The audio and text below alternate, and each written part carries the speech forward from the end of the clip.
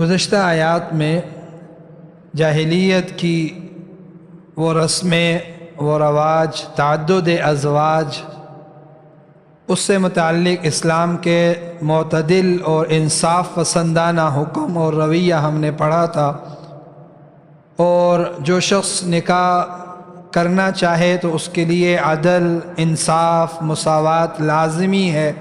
اور اگر وہ نہ کر سکے تو اس کے لیے ایک ہی نکاح پر اکتفا لازمی ہے۔ اور جہاں بھی نکاح ہو اس نکاح میں عدل اور انصاف کے ساتھ کفء اور برابری یہ بھی لازم اور ضروری ہے۔ آج کی ان آیات میں عورتوں ہی کے ایک حقوق میں سے ایک اور حق کا ذکر کیا ہے، اور وہ ہے مہر کا معاملہ۔ جاہلیت میں عورتوں پر، میں جب بھی جاہلیت کا لفظ بولتا ہوں تو میرے ذہن میں فوراً آج کا زمانہ آتا ہے کہ جاہلیت اور آج کے زمانے میں ذرہ برابر بھی فرق نہیں ہے، بلکہ جاہلیت کے بجائے یہ کہیں آج کے زمانے میں جیسے ہوتا ہے ویسے ہی پہلے بھی یہی ہوتا تھا کہ لوگ عورتوں کے حقوق کھا جاتے تھے، عورتوں کے مال کھا جاتے تھے کئی شکلوں سے۔ ایک شکل تو یہ ہوتی تھی کہ وہ جو مہر ہوتا تھا عورت کا، شوہر مہر ادا کرتا تھا اور وہ عورت کے بجائے اس کا جو ولی وارث ہوتا تھا وہ لے کر کھا جاتا تھا، عورت کو نہیں دیتے تھے۔ یا کبھی یہ شکل بنتی تھی کہ مرد جو ہے وہ عورت کو مہر دیتا ہی نہیں تھا، اور اگر دے بھی تو اتنی بادل نخواستہ، اتنی مجبور اور تنگ دل ہو کر دیتا تھا کہ جس کی کوئی حد نہیں تھی، کہ دیتے ہی نہیں تھے۔ اگر دینا بھی پڑ جائے کسی وجہ سے تو کیا کرتے تھے، تنگی سے، تکلیف سے، جیسا کہتے ہیں نا پورا جناب منہ بنا کر وہ اس کو مہر، اس کا حق دیتے تھے اور اس پر بھی منہ بناتے تھے۔ اور تیسری ایک شکل یہ بھی ہوتی تھی کہ ان سے، جیسے آج بھی ہوتی ہے، کہ وہ شوہر کی مطلب عزت یا کسی جرگے کی اس کے سامنے شرم کی وجہ سے ناگواری حیا کرتے ہوئے اور عزت بچاتے ہوئے کبھی اپنی کبھی خاندان کی، وہ کیا کرتے تھے، مہر معاف کرا لیتے تھے دباؤ سے، یا ویسے بھی عورت مجبور ہے، مانگنا تو ہے نہیں، اور عورت کو بھی پتہ ہوتا تھا کہ مجھے ملنا ہے ہی نہیں، میں مانگوں بھی تو نہیں ملے گا۔ اور یہ صرف بات مہر کی نہیں ہے، یہ سارے وہ حقوق جو ہم طرفداری میں عزت کے نام پر، غیرت کے نام پر جتنے حقوق دباتے ہیں وہ سب کی بات ہے، چاہے وہ مہر ہو، چاہے وہ وراثت کا معاملہ ہو، چاہے وہ اور کوئی شکل سے بہنوں کا، بیٹیوں کا حق ہو، اس کو ہم کیا کرتے ہیں، حیا کے نام پر، جی کیا ہے بھائیوں کے پاس ہے، اگر ہم وراثت مانگیں گے تو کیا ہوگا، ہمارا آنا جانا میکا ختم ہو جائے گا۔ وہ اس شرم کی وجہ سے کیا کرتی ہیں، اپنا حق معاف کر دیتی ہیں۔ ایسے ہی شوہروں کو مہر معاف کرا لیتے ہیں، بھائی جو ہیں وہ کیا کرا لیتے ہیں، وراثت کے حق معاف کرا لیتے ہیں، اور اس طرح کے جتنے معاملات ہیں وہ اس وجہ سے کہ عورت مجبور ہے اس سے معاف کرا لیتے تھے۔ تو یہ کئی شکلیں ظلم کی وہ زمانہ جاہلیت میں تھی، اور آج بھی زمانہ جاہلیت ہی کی دوسری تصویر موجود ہے ہمارے پاس۔ تو اللہ تعالیٰ نے جس طرح تعدد ازواج کے معاملے میں انصاف کے اوپر پابند بنایا ہر مسلمان کو، ایسے ہی نکاح کے بعد عورتوں کا جو حق واجب ہے، حق مہر ہے، اس کی تاکید اس آیت میں فرمائی ہے۔ اور اللہ تعالیٰ نے حکم دیا ہے وَآتُوا النِّسَاءَ صَدُقَاتِهِنَّ نِحْلَةً، اور تم عورتوں کو، بیویوں کو ان کا مہر دو، اور نحلہ خوش دلی سے دو۔ مہر بھی دو، اور کس سے دو، خوشی سے، فراخی سے، اچھے اس کے ساتھ رویے اور اخلاق کے ساتھ ان کو ان کا حق ادا کرو۔ فَإِن طِبْنَ لَكُمْ، پس اگر وہ بیویاں طِبْنَ خوشی سے، خوش دلی سے، وہ کیا کریں، عَن شَيْءٍ مِّنْهُ نَفْسًا، اپنے طیب نفس سے، دل کی رضامندی سے اگر اس میں سے کچھ چھوڑ دیں، فَإِن طِبْنَ لَكُمْ عَن شَيْءٍ، اگر تمہارے لیے وہ بیویاں اس مہر میں سے کچھ چیز چھوڑ دیں، نفساً، اپنے دل سے، اپنی جی سے، خوش دلی سے، فَكُلُوهُ هَنِيئًا مَرِيئًا، تو پس اس کو کھاؤ، ہنیئاً، خوشگوار بنا کر، اور مریئاً، مزیدار بنا کر۔ مزیدار اور خوشگوار چیز جو تم کو خوشی سے وہ دیں گی وہ خود مزیدار بھی ہوگی اور خوشگوار بھی ہوگی۔ ترجمے میں اس کی تفصیل میں آگے آ رہا ہے، ہنیئن کہتے ہیں اس کھانے کو جو کیا کیا جائے وہ لذیذ بھی ہو اور طبیعت کو موافق بھی ہو۔ ہنی اس کھانے کو کہا جاتا ہے جو کیا ہو، لذیذ بھی ہو اور طبیعت کے موافق بھی ہو، اور مریئن اس کھانے کو کہا جاتا ہے کہ جو ہضم ہو کر بدن کا حصہ بن جائے، موافق بھی آئے پھر ہضم بھی ہو جائے اور ہضم ہو کر کیا ہو جائے، جسم کا حصہ بن جائے، اس کو کہا جاتا ہے ہنی ام مریئا، مزیدار، لذیذ اور ہاضمے دار کھانا۔ تو کیا سمجھے کہ اگر کوئی شخص اپنی عورت سے، بیویوں سے مہر وراثت اپنی بہنوں سے معاف کرائے لیکن خوش دلی سے نہیں ہے تو یہ کھانا اس کے لیے ہاضمے دار نہیں ہوگا، اس کو کبھی ہضم نہیں ہوگا، اور اسی طرح اس کو اس کی کوئی لذت اور فائدہ بھی حاصل نہیں ہوگا، وہ الٹا اس کے لیے کیا بنے گا، نقصان کا ذریعہ بنے گا، مہینوں اسپتال میں گزارے گا، اور جتنا حق وہاں سے کھایا ہے اس سے زیادہ وہ کیا کر دے گا، وہ اسپتالوں میں لٹا دے گا۔ وہ کھانا اس کو نہ لذت دے گا، نہ فائدہ دے گا اور نہ ہضم ہوگا۔ اب دیکھیں اس آیت میں پہلا جو حکم ہے آت النساء صدقاتہن نحلہ، وہ ولیوں کو بھی ہے اور شوہروں کو بھی ہے۔ پیچھے ہم نے ذکر کی نا کہ کئی طرح سے ظلم ہوتا تھا، شوہر مہر دیتا ہی نہیں تھا، دیتا تھا تو ولی لے لیتے تھے، وارث لے لیتے تھے، اس کا باپ دادا بھائی جو بھی تھا وہ لے لیا کرتا تھا۔ تو اللہ تعالیٰ نے ان سب کو حکم دیا ہے کہ تم ان کے مہر، عورت کا مہر عورت کے حوالے کرو، خود اس میں سے کوئی تصرف نہ کرو اور خود نہ رکھو بغیر اجازت کے ان کی کوئی بھی چیز۔ اگر شوہر دے دے تو تم ان کو لڑکیوں کو دو، اور شوہروں کو بھی حکم ہے کہ وہ لڑکیوں کو، عورتوں کو کیا کریں، ان کا حق مہر لازماً دیں۔ شرعی طور پر ایک مسئلہ یاد رکھیں، نکاح میں دو چیزیں جو ہے وہ کہتے ہیں فرض ہیں، ایک ہے گواہوں کا ہونا اور ایک ہے ایجاب و قبول ہونا۔ اگر یہ دو چیزیں ہوں تو نکاح ہو جاتا ہے، اس سے زائد جو چیزیں ہیں وہ سنت ہیں، باقی واجبات اس میں کوئی بھی نہیں۔ اسی طرح نکاح کا جو ایک واجب ہے نکاح ہونے کے بعد، وہ مہر واجب ہونا ہے کہ ہر شخص جو نکاح کرے گا چاہے وہ نکاح میں مہر کا ذکر کرے یا نہ کرے، نکاح میں انہوں نے مہر کا نام بھی نہیں لیا تب بھی مہر لازم ہوگا، یہ نکاح کا لازمی نتیجہ ہے اور یہ واجب ہے۔ یہ کیا ہے؟ واجب ہے کہ نکاح ہونے کے بعد مہر لازم ہو جائے گا، اگرچہ کوئی ذکر کرے نہ کرے، بیان کرے نہ کرے، تعیین کرے یا نہ کرے، شرعی طور پر اس کے ذمے مہر لازم ہو جائے گا۔ اب وہ کیا ہوگا وہ پھر آگے تفصیلی مسائل ہیں، بہرحال لازماً ہوگا۔ جیسے ہی ایجاب و قبول ہوگا، مرد عورت سے کہے میں نے آپ سے نکاح کیا، وہ کہے مجھے قبول ہے، نکاح ہو گیا، اور نکاح ہوتے ہی کیا ہو جائے گا، مہر لازم ہو جائے گا۔ اگر اس کے بعد اس نے، مرد نے عورت کو چھوا بھی نہیں،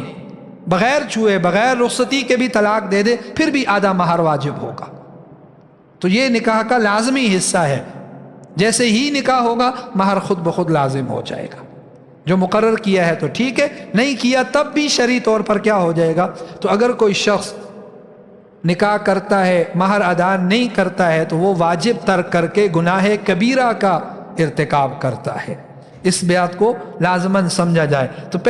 پہلا حکم یہ ہے کہ عورتوں کو ان کا مہر دو اور عورتوں کو حوالے کرو، نہ ولی رکھے اور نہ شوہر معاف کرائے بلکہ ان کو ان کے حوالے کرے۔ فَإِن طِبْنَ لَكُمْ عَنْ شَيْءٍ، اگر اس مہر میں سے کچھ حصہ یا پورا، آدھا یا تیسرا حصہ، جتنا بھی، وہ اس میں سے خوشی سے، اپنے جی سے، اپنی رضامندی سے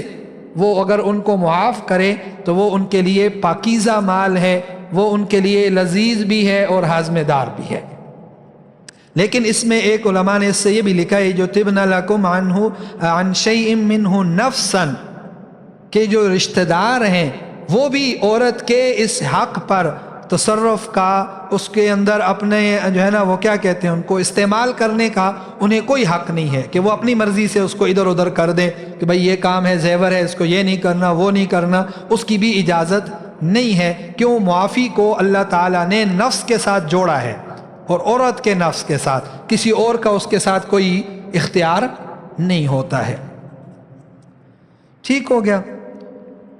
تو طیب نفس یہ ایک مسئلہ جان لیں، طیب نفس دوسرے کی خوشی سے رضامندی سے جو چیز لی جائے وہ حلال ہوتی ہے، پاکیزہ ہوتی ہے، اور اگر کسی کے طیب نفس نہ ہو، دلی رضامندی نہ ہو، اس سے مال لے لیا جائے تو وہ حرام ہے۔ اس کی بہت سی شکلیں ہیں، وہی جو پیچھے میں ہم نے شروع میں کہیں حیا کر شرم کے مارے بعض ساتھی دوست بیٹھے ہوئے ہیں اور وہ پیسے جمع کرتے ہیں کسی کام کے لیے، ایک بندہ نہیں دینا چاہتا لیکن شرم کے مارے کہ بھائی 5-6 دوستوں میں سے سب دے رہے ہیں، میں نہیں دوں گا تو کیا ہے، برا ہے، لیکن اس کا دل، یہ بھی طیب نفس نہیں ہے۔ اس سے اس طرح پیسے لینا، سال چندے ہوتے ہیں مسجدوں کے، اس کے لیے، مدارس کے لیے، یا کوئی بھی اجتماعی امر کھانے کے لیے، یہ سب چیزوں میں طیب نفس یہ حلال ہوتی ہے۔ اگر طیب نفس کے بغیر ہو تو وہ حرام ہے مال، ٹھیک ہوگی؟ کسی رضامندی کے بغیر اس کی چیز لینا یہ کیا ہے؟ اگرچہ وہ شرما شرمی کہہ رہا ہے، اس کو پتہ ہے کہ یہ دلی طور پر راضی نہیں، تو وہ مال جائز نہیں ہے۔ حدیث میں آتا ہے لا یحل لامرئ، کسی بھی مسلمان کے لیے حلال بھی نہیں ہے کوئی مال، الا بطیب نفس، مگر جب تک اس کی دلی طور پر رضامندی نہ ہو، اوپر والی نہیں، دلی رضامندی جب تک نہ ہو وہ حلال نہیں ہے کسی بھی مسلمان کے لیے دوسرے کا مال، ٹھیک ہے؟ ایک تو یہ بہت اہم مسئلہ ہے، اور اس کو آپ تمام کی تمام چیزوں میں وہ جاری کر سکتے ہیں۔ اچھا، وراثت میں نا عموماً لوگوں ہمارے ہاں یہ مسئلہ بہت پیش آتا ہے، وراثت میں بہنیں یا عورتیں، بیٹیاں یا کوئی بھی ہیں، وہ عورتیں اپنا حق معاف کر دیتی ہیں اور وہ طیب نفس نہیں ہوتا ہے، لیکن حضرت مولانا اشرف علی تھانوی رحمۃ اللہ تعالی علیہ نے ایک طریقہ لکھا ہے کہ اگر آپ طیب نفس معلوم کرنا چاہتے ہیں تو وہ مال ان کے ہاتھ میں دیں، پہلے عورت اور بیٹی بیوی کے ہاتھ میں دیں، پھر اگر وہ چاہے اپنی مرضی سے دے تو پھر پتہ چلے گا کہ یہ طیب نفس ہے، اور بغیر دے اس کے سامنے جا کر بڑا بھائی بیٹھ جائے، معاف کرو چھوٹی بہن ہے 10-15 سال اس سے چھوٹی ہے، اب وہ کیا کرے گی؟ شرما شرمی کرے گی۔ بیوی ہے، اس کے سامنے جا کر وہ پہلے دن ہی کہہ دے کہ بھائی تم پہلے مہر معاف کرو ورنہ تمہارا گھر،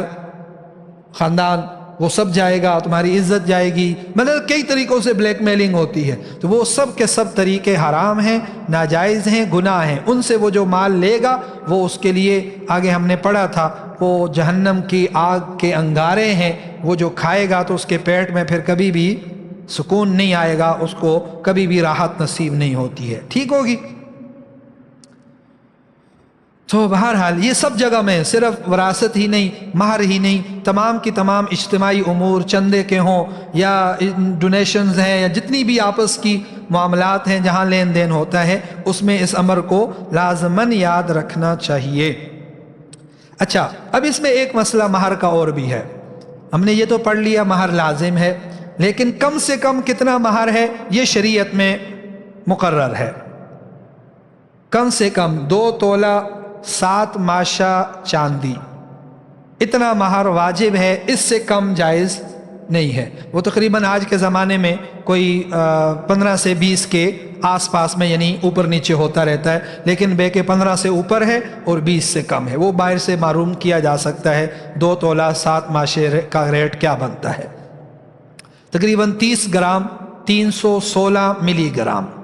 30 گرام 316 ملی گرام چاندی ہوتی ہے، وہ مہر واجب ہے۔ آج کل بعض 5,000 10,000 رکھتے ہیں، یہ جائز نہیں ہے، آج کے زمانے میں 10,000 مہر نہیں بن سکتا ہے، وہ کم سے کم تقریباً 17-18,000 یا اس کے آس پاس میں وہ بنتا ہے، وہ دیکھ لیا جائے، ٹھیک ہوگی۔ دوسرا یہ ہے کہ ایک تو مہر، اقل مہر، کثرت، اچھا زیادہ کی کوئی حد نہیں ہے، زیادہ مہر کی کوئی قید نہیں ہے کہ اتنا زیادہ سے زیادہ کتنا ہے، وہ تحدید ہے، وہ عام ہے، اس کی اجازت ہے، جتنا آپ دیکھ سکو، پہاڑ کے برابر بھی سونا دے سکو، آپ کی برداشت اور آپ کی طاقت ہے، آپ دے سکو تو آپ کی مرضی، منع نہیں ہے، لیکن کم سے کم مقرر ہے، اس سے نیچے نہیں آ سکتے۔ اور دوسری چیز ہمارے ہاں ایک مہر فاطمی مشہور ہے، لوگ کہتے ہیں کہ جی وہ مہر فاطمی وہ 5,000 تھا، یہ مہر فاطمی والی بات صحیح سیکھیں۔ مہر فاطمی تھا اللہ کے نبی صلی اللہ علیہ وسلم نے اپنی بیویوں کا، اپنی بیٹیوں کا جو مہر مقرر کیا تھا وہ اس زمانے کے اعتبار سے اسے اوقیہ سے ناپا جاتا تھا، اور وہ 12 یا 12.5 اوقیہ تھا، ٹھیک ہے۔ آج کل کے حساب سے وہ جو بنتا ہے 131.25 131.25 تولہ چاندی مہر فاطمی ہے، 131 تولہ، ٹھیک ہے، 31 تولہ نہیں، 131 تولہ۔ تو وہ آج کے ریٹ سے اگر جو میں نے آج چیک کی تھی وہ تقریباً 10.25 لاکھ روپیہ مہر بنتا ہے۔ یہ جو 5,000 روپے مہر فاطمی جی 500، وہ 500 درہم تھے چاندی کے، 12 اوقیہ ان کا وزن تھا۔ آج کے زمانے میں ان کا وزن تھا 131 تولہ، 131 تولہ، ٹھیک ہوگی، یاد رہے گی۔ کم سے کم 2 تولہ 7 ماشے مہر ہے، اس سے کم نہیں جائز۔ اور مہر فاطمی جو ہے وہ 131 تولہ وہ چاندی آپ کی بیٹیوں کا حق مہر تھا، اور حضرت فاطمہ رضی اللہ عنہا کا بھی یہی مہر تھا، آپ کی کئی بیویوں کا یہی مہر تھا۔ تو وہ تقریباً 9.10 لاکھ روپیہ بنتے ہیں، 9,68,000 کچھ اوپر آج کے اس میں وہ بن رہے تھے، تقریباً 9.5 پونے 10 لاکھ روپیہ مہر ہے۔ تو اگر کوئی کہے نا مہر فاطمی رکھنا ہے تو اس کو یہ کاؤنٹنگ کر کے نیٹ سے ریٹ نکال کے اس کو بتانا کہ بھائی یہ مہر فاطمی ہے، 5,000 مہر فاطمی، آج کل کے زمانے میں 10,000 بھی مہر نہیں بن سکتا،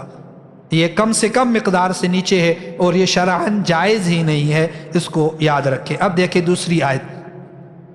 ٹھیک ہو گیا، وَلَا تُؤْتُوا السُّفَهَاءَ،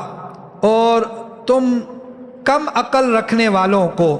اموالکم ان کے مال نہ دو، وَلَا تُؤْتُوا السُّفَهَاءَ اموالکم، اور جو تمہارے ماتحت تمہاری سرپرستی میں ولایت میں جو یتیم ہیں ان کا جو مال ہے ان کو اس وقت تک نہ دو جب تک ان کی عقل کامل نہ ہو جائے، وہ مال کی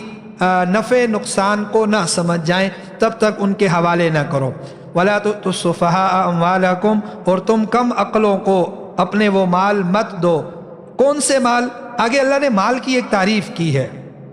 مال کی ایک تعریف کی ہے، التی جعل اللہ لکم قیاما،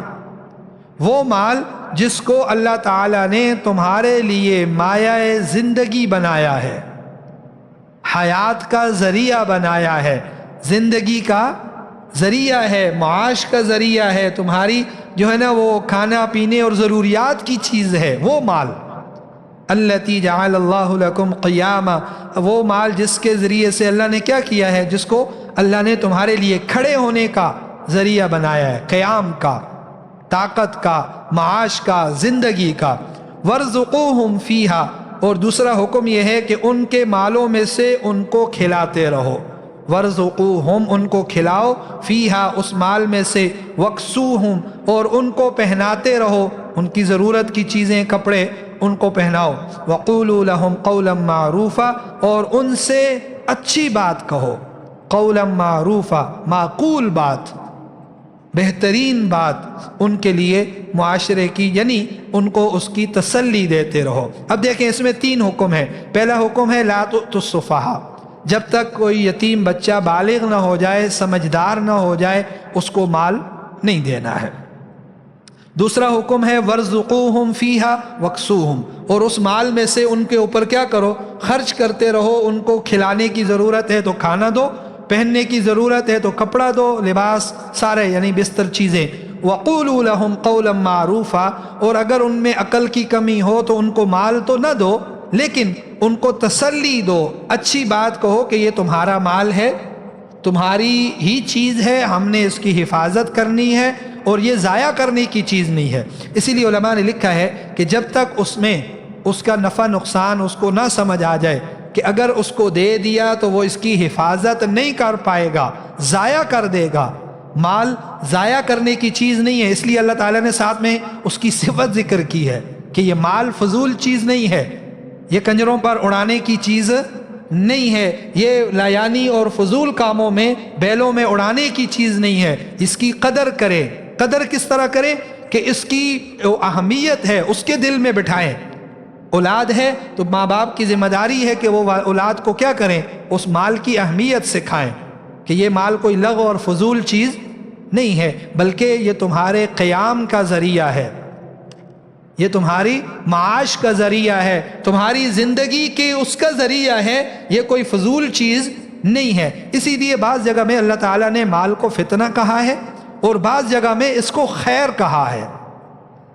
وہ لوگوں کے احوال کے اعتبار سے ہے، اگر تو آپ مال سے اچھا فائدہ اٹھاتے ہیں، اپنی جان پر، اپنے اولاد پر، اپنے گھر بار پر خرچ کرتے ہیں تو یہ خیر ہے، نیکی کے کاموں میں خرچ کرتے ہیں، اپنی آخرت بناتے ہیں، یہی مال خیر ہے، بھلائی ہے۔ لیکن یہی مال اگر آپ کے پاس آ جائے اور آپ کے بگڑنے کا وجہ بن جائے، آپ اس کو فضول چیزوں میں، لغو چیزوں میں اگر اس کو اڑانے لگ جائیں، برباد کرنے لگ جائیں، یہی مال آپ کے لیے کیا ہو جائے گا؟ فتنہ اور شر بن جائے گا۔